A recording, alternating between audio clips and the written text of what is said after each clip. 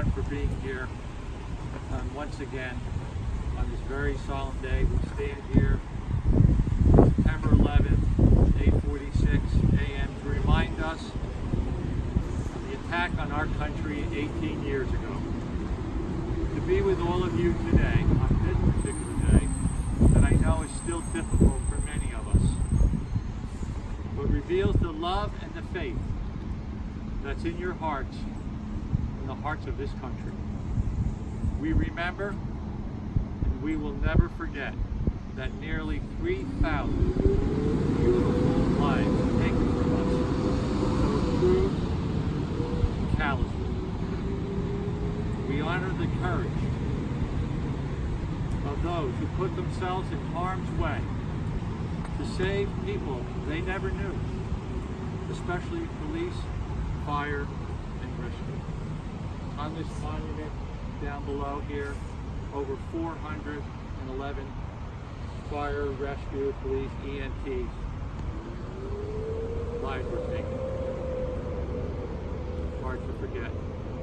Across this country today, from coast to coast, people are standing at their memorial.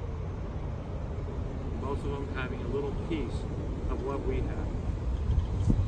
This monument stands tall in front of us today. Was built by the hands of volunteers from fire, police, and rescue. You see two columns of granite, both weighing about 10,000 pounds, both representing the North and South Tower.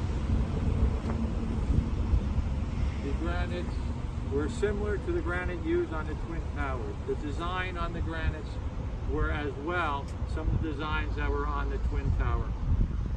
You see on top a mangled piece of girder steel that faces the heavens, that came from Hangar 100. I was not fortunate enough, but I was one of the people that picked that steel up with our former chief, Russ Leffert.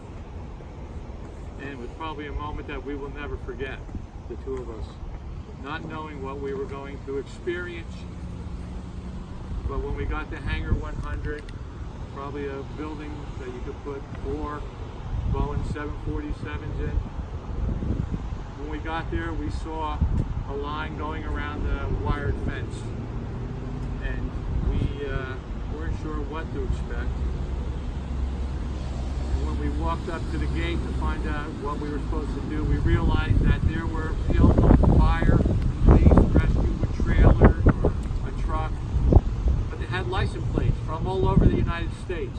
They had plates from Texas, Illinois, Ohio, Colorado. And I turned to the chief at that time and I said, I'm shocked that I'm in awe that we saw all these people here. And many of them were dressed in uniform. So I looked back at the chief, and he was actually crying more than I was. And we proceeded on to the line, and we were able to sign documents and get into the facility, and we were waited in line until we were 4 or 5 next to go. And we were observing that not only was the Port Authority loading the pieces of artifact from the 9/11, but there were 4 of them, but they were loading it as if they were loading a coffin onto a truck or a trailer. At that moment, the chief and I were almost lost our composure because we were next, and we were fumbling, even trying to take the chain and cable off the truck because we were just not, we realized that we were standing on a holding ground of 9/11. And at that point, we just realized, as some of the rescue people were leaving, they were draping, whether it be steel, concrete, or something, with the American flag. And then the chief turned to me and said, "Did you bring the flag?" At that point, I was like, I didn't know we should throw a flag. I didn't realize what was going to happen. So at that point, I felt like we were not respecting what was happening here that day. But the chief and I loaded and we drove back to New Jersey. the most unique experience that I can tell you that I'll never forget as the day as it happened was as we reached New Jersey, the fire department, police department met us on the borderline of Route 78. And at that time, they pulled over and waited for us as the chief and I pulled up to the trucks. The first thing the fireman did, came out, he draped an American flag over our steel that you see here today. I turned to the chief, I said, "Did you call him or something?" He said, "No, I didn't call him."